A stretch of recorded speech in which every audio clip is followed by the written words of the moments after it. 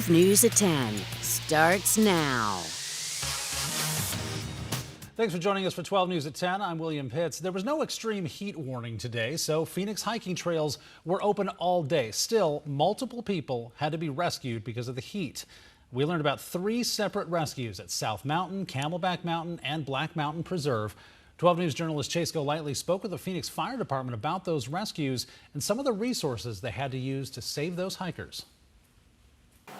For those who hike Camelback often, chances are you've seen someone be rescued. Multiple times, yes, a lot. I mean, one day I remember it was like 8 people being rescued. Some of these hikers almost had to be rescued themselves. There's been a couple of hikers that have actually handed me some more water, and I actually needed it because I didn't take enough. On Saturday, that was the case for one person who, on the Echo Canyon Trail, hurt her knee and then started to get sick. Captain DJ Lee with Phoenix Fire said instead of using the helicopter to get her off the mountain, they used what they call the big wheel, which is essentially a big ATV tire. It's a metal basket that we carry up that's a lot lighter weight than our gurneys. It also does better going over rough terrain and trails. At the same time as this Camelback rescue, Phoenix fire crews got another call at the same time at South Mountain, where the big wheel was also used for a hiker suffering from the hot temperatures. But the problem firefighters ran into when they went to the location where that hiker was supposed to be,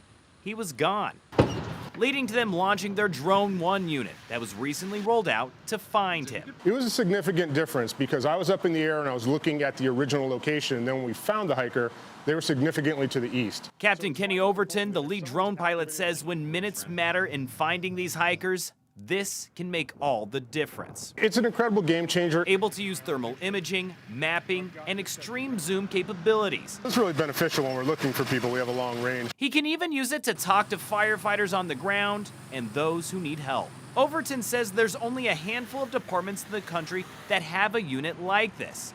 And while it helps save lives, these firefighters say people need to be ready whenever they go out to the trails, even on days when there isn't extreme heat. It doesn't matter the time of day. If you're not prepared for the heat, it will get you. Fire crews once again asking folks that if you're going out to hike, be sure to hydrate before you start your hike, bring plenty of water, a buddy to tag along, and of course, a fully charged cell phone. We're at Camelback. Chase Golightly, 12 News. All right, Chase, thank you. Okay, it's not 110, it's still 105, but really, I mean, even at 105, you got to be careful, Chris, going out there on the trails, hiking the mountains, you're going to get dehydrated. It's 105, 110, there's not that much difference. Yeah, well, and today was a perfect case in point. We had major heat stress, and it affects most people. Even with 107, that's where we were today, 107.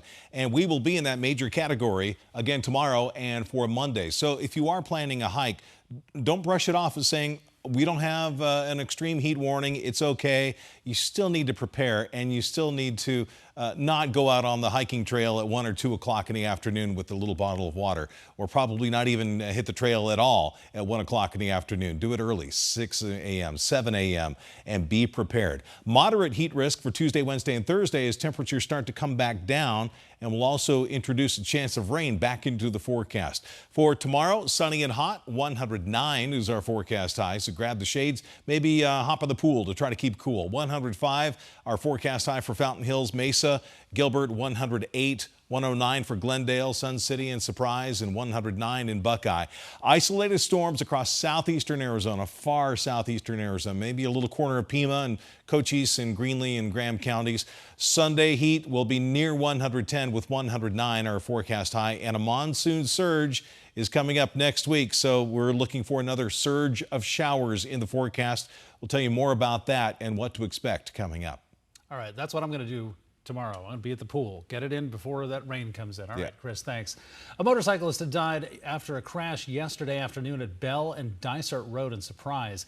Police say the motorcyclist was 20-year-old Richard Pena. The crash happened when an 80-year-old woman turned left and failed to yield. Police say that there were no signs of impairment and criminal charges are pending. One person is dead after a crash between a car and a truck about 20 miles east of Prescott. It was just before 5 on Iron Springs Road near Skull Valley, according to the sheriff's office. 2 people in the truck had minor injuries.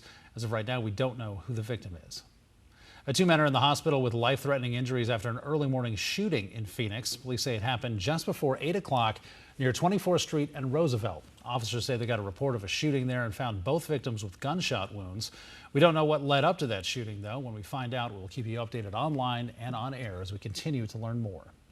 And one person is dead and another in the hospital after a car slammed into a wall in Mesa this morning. You can see the aftermath of the crash in those cars right there.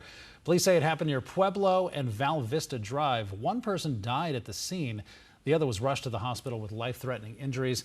The investigation there closed the northbound lanes of Val Vista. No word yet so far on what led up to that crash. And Glendale police have arrested a driver they say hit a woman and then took off. Police say it happened around 11 last night near 67th Avenue and Bethany Home Road. The woman was seriously hurt. The driver did leave the scene. Police later tracked down, though, and arrested that driver. Well, what would you do for your mom?